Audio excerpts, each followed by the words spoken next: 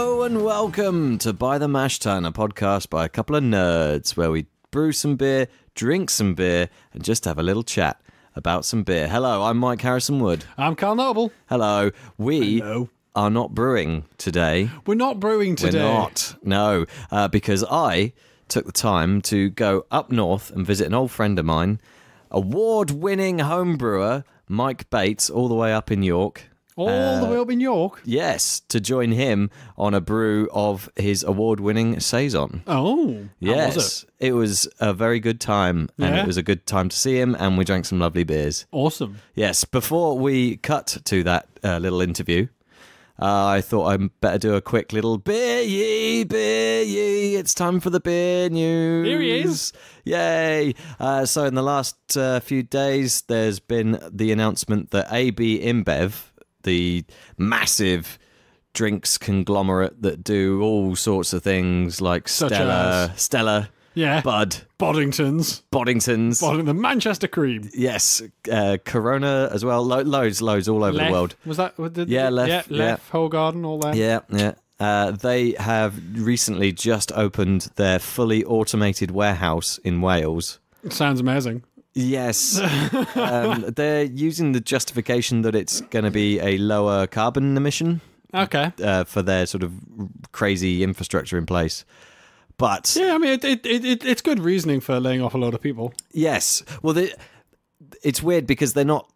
This isn't an existing warehouse that they've converted into being automated. So they're just creating built. a whole new warehouse. Yes, Wow. but then obviously there's going to be about 2 jobs. Yeah, There. on and off. Yes. I don't think they're jobs, are they? They're more states. No. Well, checking the robots. Check the robots. Checking the robots work. Fixing the robots. Fixing the robots. There's 2 jobs. That's it. Is that it? Yeah, Okay. I think so. Yeah, it's a bit of a worrying move that's been seen in every industry, not just specifically beer. And you Yeah. do tend to see it in the higher pay or not, the higher money industries. Yes. That Where they can buy robots. yes. Luckily, it's probably not going to be anytime soon in the smaller breweries that you start seeing Yeah. this move to an automated warehouse. But who knows? Yeah, I mean, I can't imagine it'll take off because you've got to have a lot of space, Yeah. and a lot of smaller breweries don't have enough space, and they're not going to want robots walking about. Hello. Are they? Would you like a beer? Yeah, I would actually. Oh, okay. Good. Well, no, later. Okay. Later. Anyway, that was a bit of news. It was good. It was good news because we were talking about this before. Obviously, we recorded, and I was like, I don't know, but obviously we've got into it a bit more now. You know, found out a bit more about Yeah. it. But What does your gut say? I wanted to be sick. Oh, I don't know, like full automation and stuff like that. Like, how long is it going to be before they just have like kind of, you know, fully automated brewing, and it like literally the brewery's going to be in the same place as the warehouse, and it's just a robot taking stuff from one place to another, and you just end up with Concast beer. I mean, we are heading towards that direction. I think, especially with the higher output, big money stuff. Yeah. Because if there's efficiency savings to be made, they're going to make it. And the thing is it will save them a lot of money. Oh yeah. But I mean, like you even see it on the smaller scale. So, you know, like I browse Kickstarter quite often, looking at various things, and the amount of like kind of, I don't know, bench top brewing machines that are about where you put in no effort. So I was looking at one recently, and you don't have to really do anything. You pick tell the machine what recipe you're doing. You put the ingredients in, and you then don't have to touch anything until you're pouring the beer in under 7 days. Yeah. Reckoned, from brewing From to pressing go. drinking. Yeah. In 7 days, and it was all done. And all you do is you just literally pull out the carton that has it in, and then pop it in your fridge, and it has a tap on it already. Well, I mean, It's a good idea, but It's a good idea. There's a lot of people that don't have as much free time as we do. Us lazy or space few. as well, or space. Like that's a big thing. Another positive would be it allows you to tinker with recipes with very little effort. You can go like, okay, what happens if I just put a little bit more in that? But I don't want to have to go through all the effort and cost of doing a big all grain batch. Yeah, well, I mean that's it. But I think a lot of these things they come with kind of pre-made recipe packs. Right. Oh, so they're not targeting it at people that are just trying to save time. No, I think it's more kind of aimed at people who want homebrew beer because it's a bit cheaper, but don't want to do any of the work. Yes, and are willing to spend a few £1,000s on all of this, kit. like I think they are definitely getting cheap. Obviously, as the technology is becoming more and more frequent than, or used more and more frequently, then it does get cheaper. And I think with something you probably can just make your own recipes up. It's just they have ones that are kind of already made, so you don't have to worry too much about it. Yeah. I mean, it's a good concept. But yeah, I don't know. It just, like for me, it kind of takes some of the magic away. Yeah, and my biggest fear about that type of thing is that it makes it very easy to make beer without really knowing and learning about what you're doing and why at various stages. Yeah. And well, because you're not doing it. That's the thing. Like to me, that's a very important part of homebrewing is learning and improving and iterating and to some people, that's not what they want from it. But I don't think I'd ever go down that route. No, I mean, like one of the things that puts me off ever going down that sort of route is the quantity. I like to do 50 litres at a time. Like, the thing is, like, if you're going to go through, I mean, although those machines, it's not a lot of effort. You literally just pour a bag into it and press go, and that's you done. Like you're getting like, I don't know, 3 litres. At best, it's like, really? Why would you do that? But then the amount of time. Well, that's it. 3 litres of beer. Yeah, I know, but if you're only going to get like 8 pints out of it, and I mean, it takes a week. You're talking a pint a night. Yeah, maybe not. Or 7 pints in one night. Depends how you want to break it. That's what we average out at. Yeah, it depends how you want to do it. But I mean, like, but it stops because one of the things I really like doing is bottling it and giving it to people. Yeah, it's a fantastic and convenient. You're going to struggle to do that. Like, you're not going to invite your mates around to tuck into your 7 pints of beer. You'd be like, no, that's mine. No, we each get a third. Yeah, just do it that way. And then move on to cans of Stella. Yeah, why not? Thanks, AB and Bev. Yeah. So that's the future, maybe. Yeah. So Today. on the next episode, we're going to be replaced by Robot Carl and Robot Mike. Hello, I am normal Mike. Yes, I'm not. But before that, let's have a listen to my visit to award-winning Mike Bates as he brews a recreation of his award-winning Saison. Let's do that then. Woo! So hello, Mike. How's it going? That's all right. It's a lazy Sunday morning. We're cleaning and sterilising ahead of a nice little brew day. Yeah. So I know we mentioned it, but what are you brewing today? So today, going to brew a nice little Belgian Saison. It's a style I've always been a big fan of, and it's one that you can be relatively flexible with. But it's also one that's just nice and drinkable and kind of works year round. I know that it's got a reputation for that summer sort of thirst quencher thing, but I think it works pretty much on any day, really. Yay. And of course, you are a competition winner making Saisons. Oh, drop that one in there. Yeah. Yeah. Feels like a lifetime ago. But back in 2014? 2014 or so, yeah. So it had been a beer I probably brewed, in January 2014. I entered a Saison, which I think was my second bash at the style, into a competition that Siren Craft were running with Omnipollo. It was the return leg of the competition that they'd run with Omnipollo originally, which resulted in Necken, which was their white wine. Well, they turned some of it into a white wine barrel-aged sort of hoppy wheat beer, but I think it was just a hop from Weiss initially, and it was very nice. So I threw that into there after just making a couple of changes after the first batch, and it went really well because I won, which was nice. Ever the humble person, I guess. But yes, and that meant that I got to take a trip over to Gothenburg in Sweden. Yes, that is the place, and hang out with the guys from a couple of the guys from Siren, a couple of guys from all of the guys from Omnipollo at the time. I think they may have other staff now, but they were 2 people. And we went over to Douglas Brewery and designed a beer and brewed that there. Yeah, based on the Saison, I presume that, yeah. Sort of. This is the thing. So the Saison I entered was very straightforward.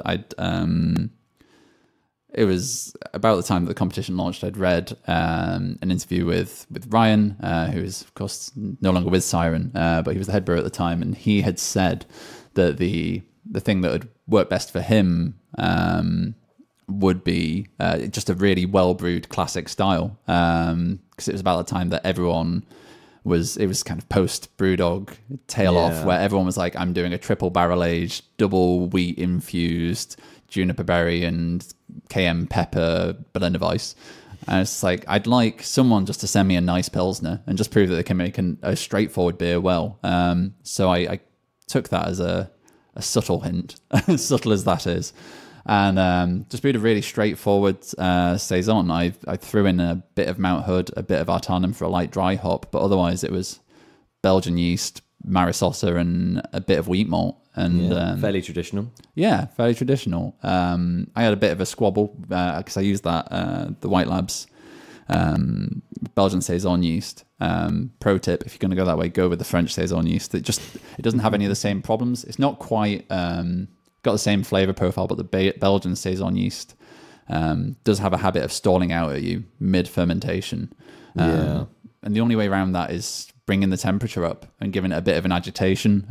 But if you've, as is the thing now, thrown in your mid-fermentation dry hop, you're extending your dry hop at that point. It's not reliable enough for that style of dry hopping. So I wouldn't do that at all if you were using that yeast. If you can temperature control your brew, which you can. Yeah, I can. Yeah.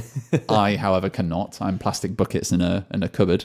Hey, it's perfectly valid, and you get fantastic results sometimes. Yeah. Sometimes. Sometimes, definitely sometimes. It can be unreliable, which is not what you need, frankly, especially if you're time poor. You don't really want to be messing around trying to get a beer just to finish doing what it's supposed to be doing. Yeah, it sounds a bit like a hassle, just and an extra logistical nightmare just to top everything off. Not great, but hey, as you say, use the French one.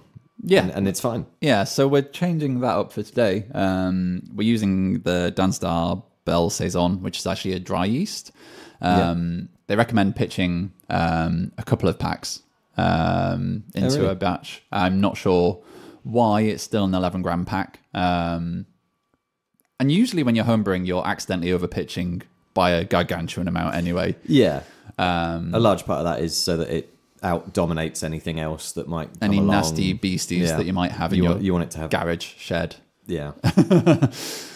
But so I've changed to that, and that is what we used for Gracchus. And I think that was partly for that same reason that Douglas, who we cuckooed at for that brew, had to keep production going through. They didn't really have time to be messing with that necessarily. No. And also it was just Gracchus was the one that you brewed at Omnipolo. That was the recipe that we came up with, with Siren and Omnipolo. Yeah. So we moved from my initial very plain, very straightforward Saison to trying to create something a bit more, because it was going to be a special release from both breweries. We had to make it somewhat more special than this is a 5% Saison. I can see that. They want to be giving off the impression that they are pushing boundaries and doing interesting things. And they were both breweries that were doing that quite a bit at the time. Omnipolo still, Siren in a more controlled manner in some cases, but still definitely going out there. There's no Buckfast aged beers now, but they're still doing... Yes, yeah. That was a hanging bat special, I think. Was the Buckfast aged? Yeah, I can't remember which beer it was that they soaked oak in like Buckfast and then threw that into the cask. But at the time, Ryan was doing a lot of gin spiced cask for a few of their beers.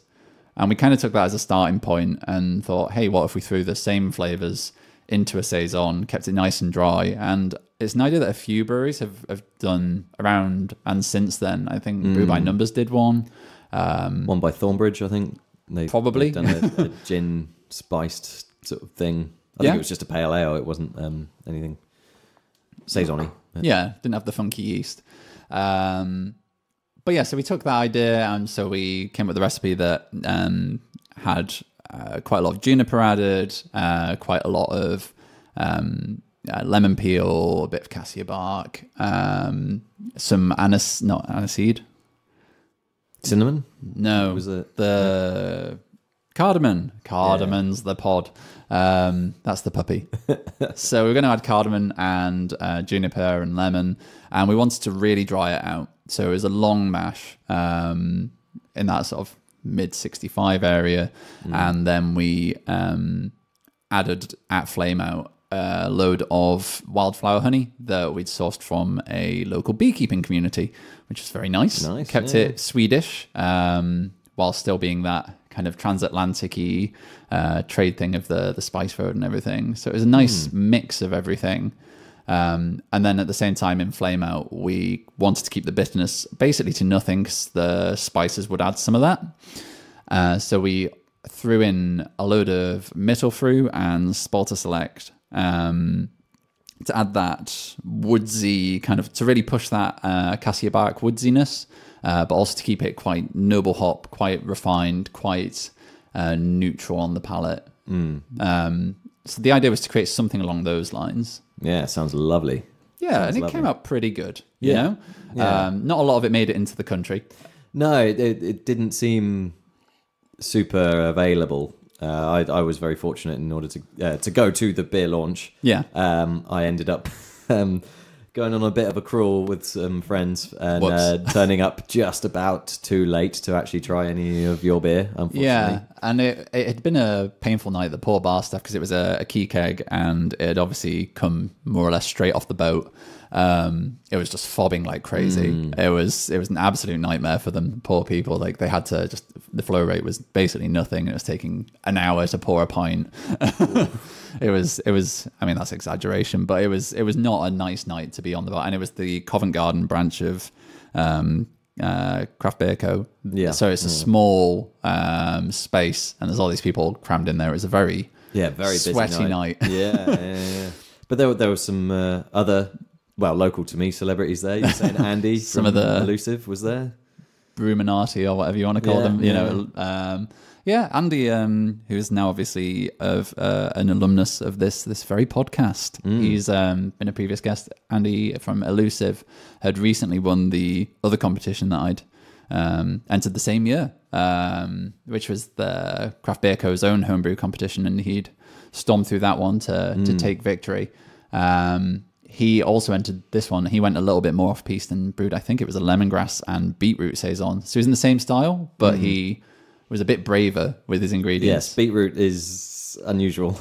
Yeah, and I didn't actually get to try his or see it. I was wondering if it would go purple. Maybe. But I can imagine that earthy beetroot flavour could work well in that wider scope of farmhouse rustic beer. I can see where the idea came from. Yeah.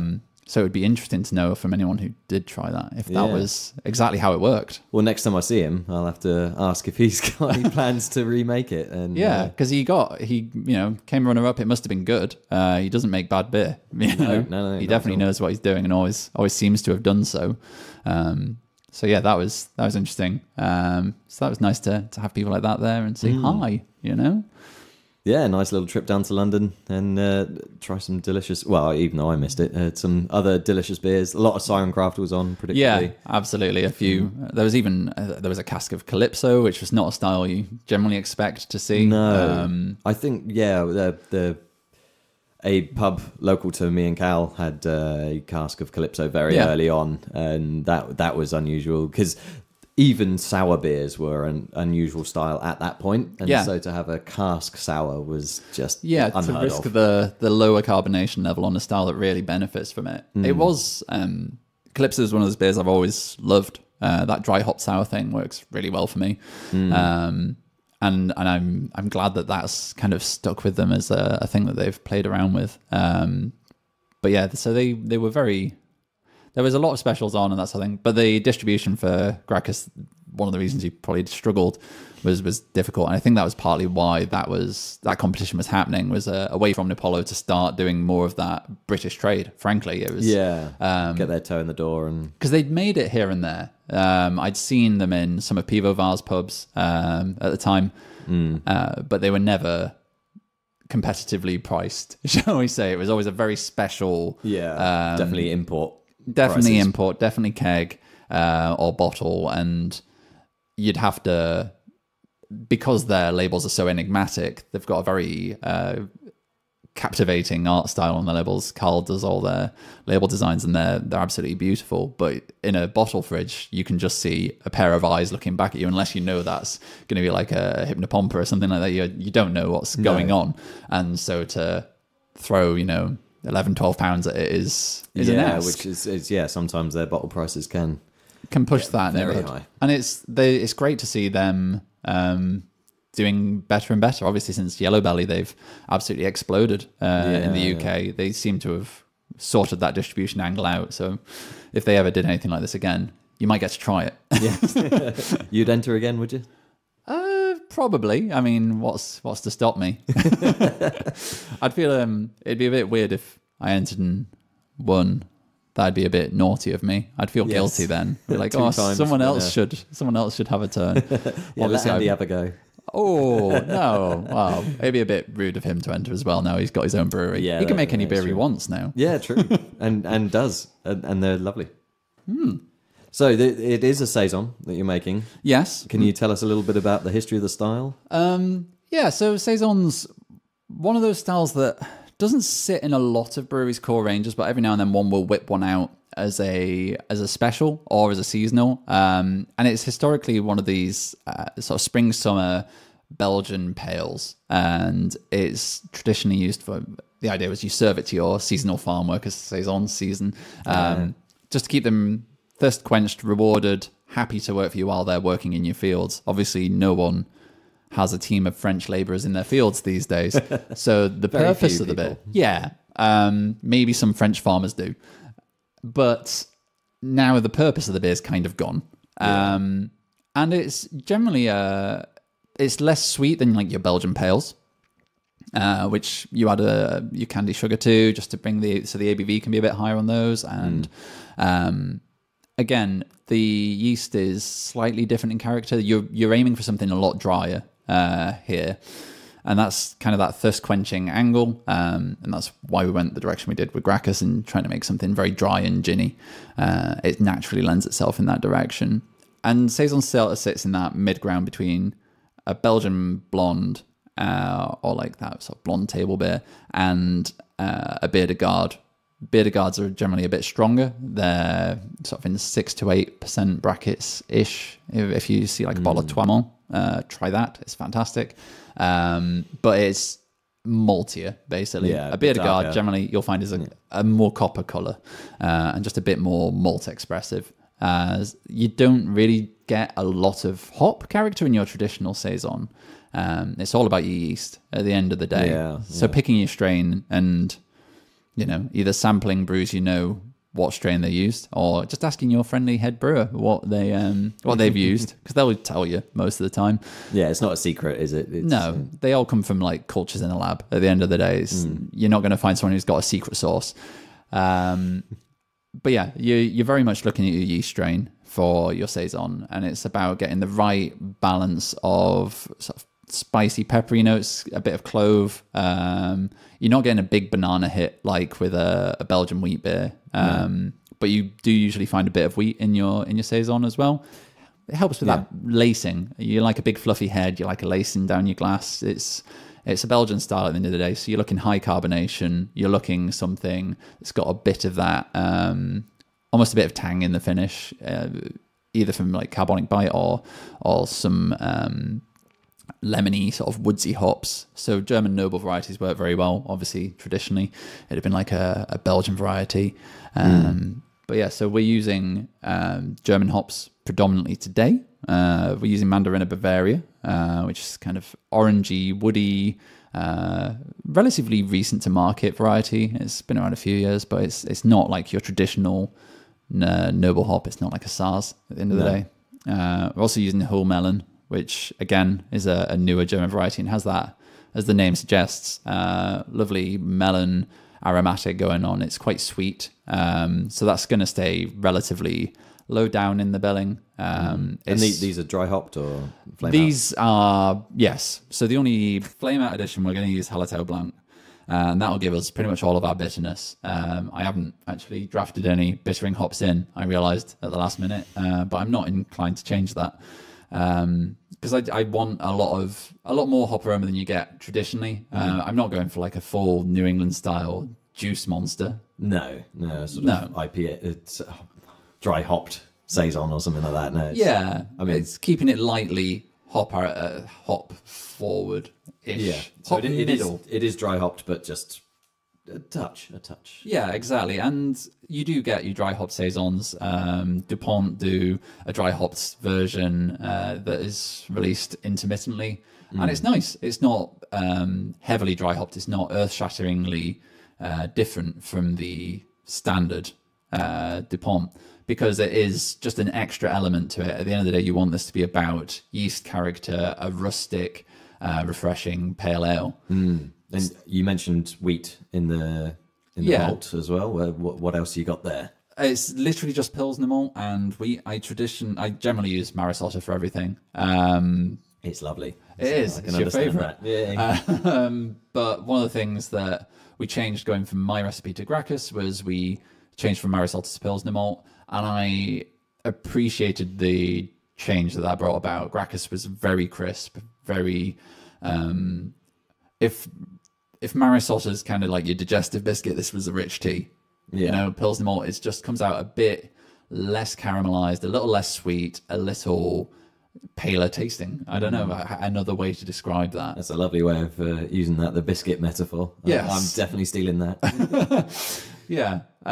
So it's 90% Pilsner malt, 10% wheat, just for some extra oomph, a little bit of interest, a bit of head retention. It's not a complex grain bill. You can happily throw other things in. I've thrown caramel in like 5% before. It's been fine. It depends if you're wanting that extra sweetness. I'm not a big fan of sweeter Saison generally. I've found that I don't get on with that as well. And the same with high ABV Saison. You get these 9% Imperial Saisons, then the alcohol adds too much body. It fights against the style. So we're aiming 5.7, I think. Yes, 5.7. Yeah. So reasonable, thirst quenching still, but creeping up into that higher It's a flavour. 330ml bottle job. It's not a pint job. Yeah. Unless you sat down for the night. Yeah. And in terms of the actual recipe, it's mostly the hops are going in as dry hops. I might steal a little bit of that New England flavour and go for a mid-fermentation dry hop. Ooh, I know. double dry hopping. So that's cheating a little bit. It's not strictly to style, but we're all here to break the rules. And I think that's mostly going to be the Hallertau Blanc, because I want that white winey grapey flavour to come through, but I'm using that instead of something like Nelson because I don't want it to avalanche. I don't want it to crush out the hop, the yeast character. As you say, the yeast character is so important to this style. It's all of the style at the end of the day. And Saison's nice because it's one of the styles you can take liberties with and kind of wink, nudge, claim it's part of the historic style, because farmers will not have had a style guideline between them. They'd have just brewed whatever beer was on their farm. Yeah. And whatever wild yeast was around. Exactly. So spiced and herb infused Saisons did and do happen. And I guess if you were a hop farmer, you could throw more hops in. So I'm taking some liberties here. No, it sounds perfectly acceptable with the, the historical style. It's not like not going to get haunted by the ghost of a Belgian farmer whose style I have ruined. Potentially not. No. Yeah. And for the mash, we're going pretty straightforward. I'm an unfussy masher unless I'm doing something weird like, I've done a decoction mash when I've made like wilds and sours at home. And obviously with a Berliner, there's that whole kettle sour, not kettle sour, it's just a sour mash. I prefer a sour mash approach and a no-boil Berliner, but I'm not going to do anything like elaborate here. It's a single infusion batch sparge job, going 65 degrees, aiming for an hour, I want something fermentable at the end of the day. So sitting right between that alpha and beta amylase temperature range is perfect, because it means all my lovely starches are going to get chopped up into lovely yeastable bites. Nice. And I can snack it all up and turn it into a nice dry thirst quenching beer. Yeah, and as you say, keep it simple, let the yeast shine. That's the key to a good Saison. Keep it simple, stupid. Yes. And you should know, award winner Mike Bates. Once upon a time. Yes. Well, thank you very much for inviting me along and chatting thanks for about coming your beer. and bringing some of your beer. I'll bring that later. Beer is lovely. So here I am back in Reading now with Cal. Hi. Hello. It was a wonderful time. Thank you very much, Mike, for being on the show. But I think now it's more important that me and you, Cal, drink some Saisons. I think it is a good idea, because I've been looking forward to this. Yay. So, I mean, we got ourselves set up just before we hit record there. So we actually have one right in front of us. What is it? We can get rid of the harmonica sting for just this one little bit. I mean, you say get rid of. I mean, we could just get a harmonica and do a bit anyway. It's true. This is by American brewery, Crooked Stave. Right. It is called the unpronounceable VA. I don't know. It's a French thing. That was amazing. Yes. Like you should start pronouncing all of the things in that way. I think it's just VE. Right. Okay. But it's spelled VIEILLE. Right. Yes, because it's that sort of French area of Belgium. Yeah. That's not France. Yes. Anyway, yes, it's the French area of Belgium that isn't France. Yes, Right. a lovely region. 4.2%. Okay. It's a Saison that has been aged in oak barrels. It's real. Like, the colour's awesome. It's like a pale straw colour, isn't it? Oh yeah, almost wheat beerish. Yeah. Well, it's sort of pale wheat beer. It was lively when you opened it, though, wasn't it? Oh yes, yeah. Luckily, as you may have heard from last episode, the Rauch beer episode, Cal's kitchen got absolutely covered in hot smoky wort. And it doesn't smell At anymore. all. It's fine. It's like it never happened. It's like it never stank. But then, obviously, this bottle exploded a little bit. So Yeah, but I mean, that was like a drop in the ocean compared to what happened last time. Right. What are you smelling in this bad boy? This crispy. It is golden it is real crisp. Yeah. It smells like it's going to be like tart. Yeah. That's like it, but it's got like a citrusy fruit tartness to it. Getting a big Brett sort of nose on it. They say that they did specifically add Brett as well, or it's been Bretted. It smells refreshing. That's what it smells. Like, it smells amazing. Right, you going to go in for the first sip? am. Oh, it's so golden. But the carbonation that caused a big explosion in the kitchen has actually gone down very quickly. It's because it's all on the kitchen floor. Yeah, it's all. What are you thinking? That's real good. You definitely get the Brett in it. You definitely get the Brett, but it's crisp, it's clean. Quite a soft Brett as well. Yeah. Yeah. The flavors don't hang around very long though.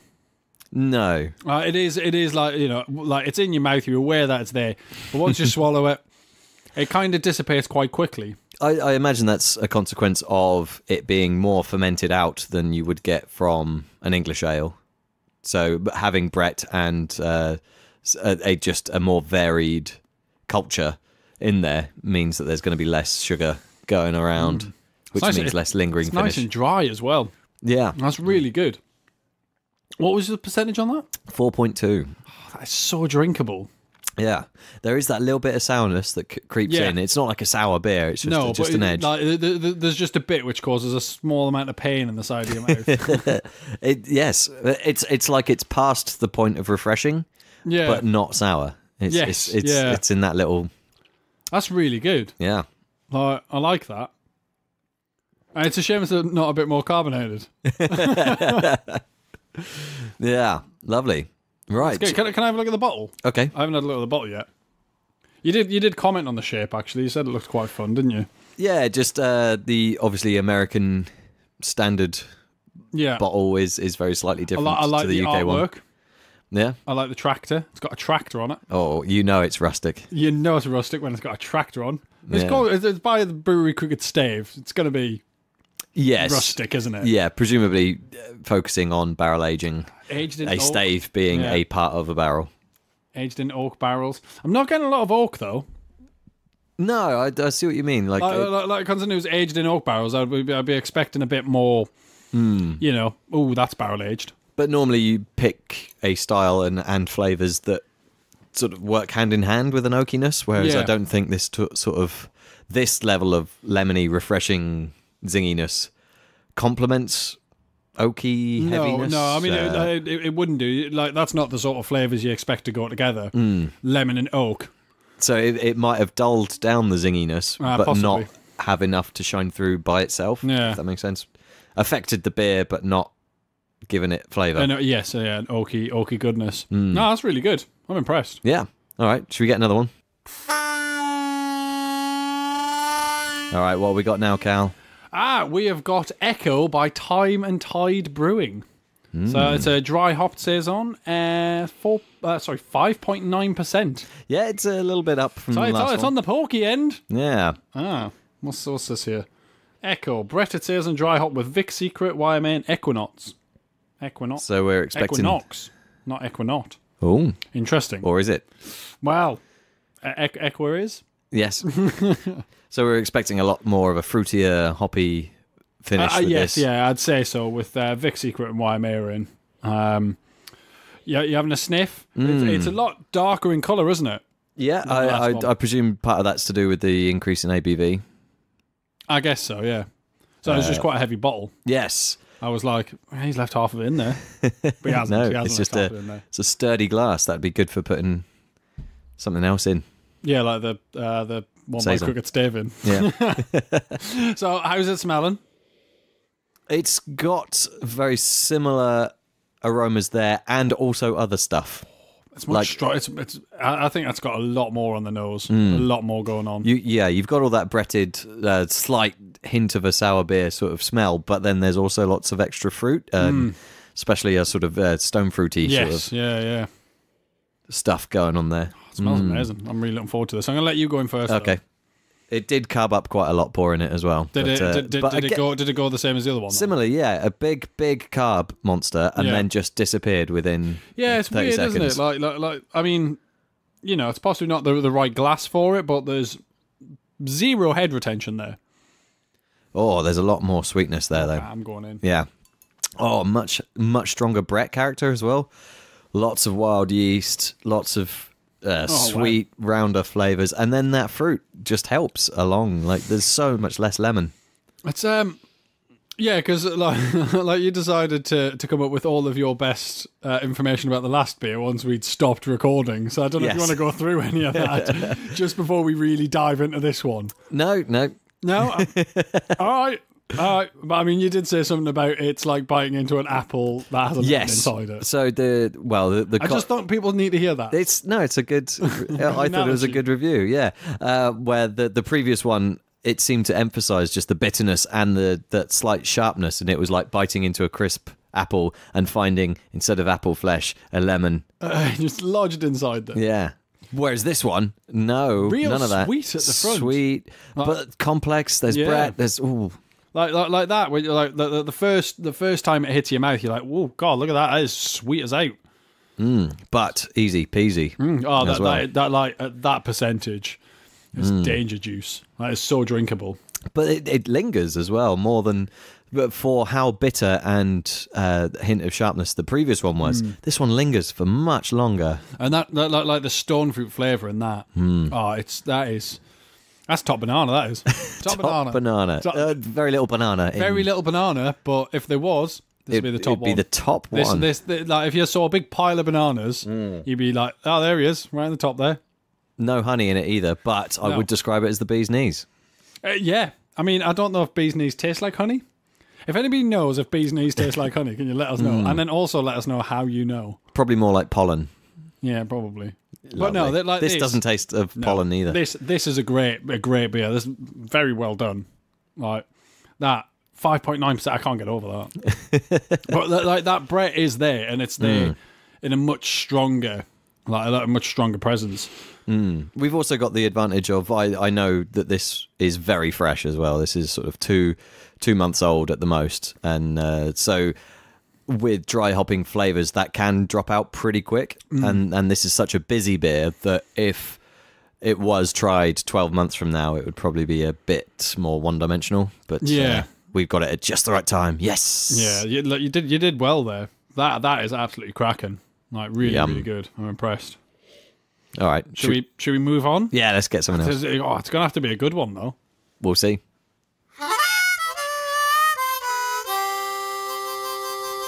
Well then, Mike, what we got here? Right, finally, we have by Burning Sky, Saison à la Provision. Ooh. Yeah, it's another strong one. Yeah. 6.5%. They've described that more as a tavern strength. Tavern Saison. strength. Yeah, it being that the standard Saison, like the first one we had, would be given to the farm workers. Yeah. Whereas a tavern strength stuff was given to the local taverns for money. To sell. Yes. Well. So this is one of them. And they also mentioned that not only is it bretted, they've also added lactobacillus. Interesting. So it will have a slight sharp edge. And similar to the first one, it's also aged in oak. Well, I wonder if this one's going to be like biting a lemony apple. Well. Let's find out. It is much darker in colour as well. How's it smell? Yes. Fruity. I think Big I fruit. can smell it from here. Yeah, there's a lot of fruit going I'm on in holding that. it away There's from a lot. my face and I can There's a smell lot. it. There is a lot. Oh, In wow. just sniffing that. Yeah. So go on, have a go, have a glug, or a sip, whatever you think's appropriate. Yeah, that's definitely sour. Sourer. Sour. Oh, that's really good. So that like again, that lemony's there. It hasn't got that sweetness. It hasn't got the storm fruit flavor. It's just going for the citrus end of things. Ooh. And yeah, you get the Brett, but you are getting the sourness from the lactobacillus. Yeah, I'm definitely picking up more lacto in that. The strength is obviously cutting back on what would be the sort of overtly tart flavors. Yeah. On that, but I'm getting a real lingering fruitiness, almost like a gummy bear type. Yeah, weird, isn't it? Sort of sugariness that's fruity sugariness that lingers. Whereas the beer itself didn't have that big chunky sweetness at the start. That's unusual. I think once that sourness clears from your mouth, and like you're just left with that aftertaste, and you're getting the alcohol sweetness, and that's really nice. Yeah, the sour doesn't linger. Doesn't leave you puckering for 8 hours like some kettle sours can do. It always just reminds me of. Is it a Tom and Jerry cartoon where I think Jerry pours alum into, and it's using a lot of like cartoons. Okay. I watch a lot of cartoons. Yes. But yeah, like they use alum, and apparently it's really sour, and it just reminds me of like the cartoons when I was a kid, and they used to just like the faces used to just scrunch up and just resembled a butthole. Yes. It's like there's definitely some beers I've had that is just like, oh god, that is so sour. Yes, and stays with you. Yeah, you're there for a while sour. trying to iron out your face. Whereas this one, the aftertaste is lovely. Just really long, lingering. Yeah, that's fruity, lovely. That's really good. In my opinion, I think I just about prefer the Time and Tide one. Just the aftertastes of both of them are very good, but I just prefer that initial flavour. Yeah, the initial sweetness. But then I'm not a huge fan of the massive sour flavours. I don't mind a hint. How was that? Is it like, I mean, because I don't find that overly sour. Like that's definitely got a sourness to it, but because it doesn't last, and it's not a really powerful sour anyway. It's not that I find sourness unpleasant. Yeah. It's that I'm not keen on it. Right. Okay. It's not like get me some more of that in my shove face that hole. It's like, okay, yeah, sour, yeah, fine. No, I can see that. Like the Time and Tide one, like the sweetness to it, I think really helps. But like that with the lactobacillus, it works really well, and I think that it really helps balance out the alcohol. Yeah, because I think if they hadn't had that sourness, if they just went, straight just Saison, then I think the alcohol content might have just been a bit a bit overpowering. Yeah, I can see Whereas that at that- 6.5. Yeah, like that balances it out really well. So yeah, I think I mean all of them are cracking beers. Oh yeah, I would drink any of them. Yeah, absolutely fantastic. I've enjoyed every single one of them. I mean, we're in October now. We've had the crazy summer. Yeah, Any of these over the last 4 or 5 months would have been brilliant. amazing. Yeah. Even today. Yeah, which it has been warm today, so Yeah, you yeah, know, I'm enjoying all of these, and I'm going to finish them all Yes. with great joy. Right. Well, we've drunk a lot of beers. Yeah, I think we're going to reveal next episode in 2 weeks' time yeah, is going to be a wheat beer. yeah. So I'm going to take a crack at a wheat beer. So it's kind of a rehashing of an old recipe that I've done, but we'll go into more detail in 2 weeks. So if you're brewing a wheat beer or you're thinking about brewing a wheat beer, make sure you get tuned into that one. Yeah. Because there's going to be a lot of good information, I think. Yeah. And until then, you can always get in contact with us on Instagram, Facebook, Twitter, all of that type of Social thing. media. Yeah. And if you want to give us our podcast a review, that's nice too. Yeah, because that I mean, reviewing really helps our visibility. Yeah. Especially on things like iTunes. Yeah. That's a good place to do it. And people do listen on iTunes. We know this. Hooray. So yeah, until then, Yeah. see you later. Bye. Bye.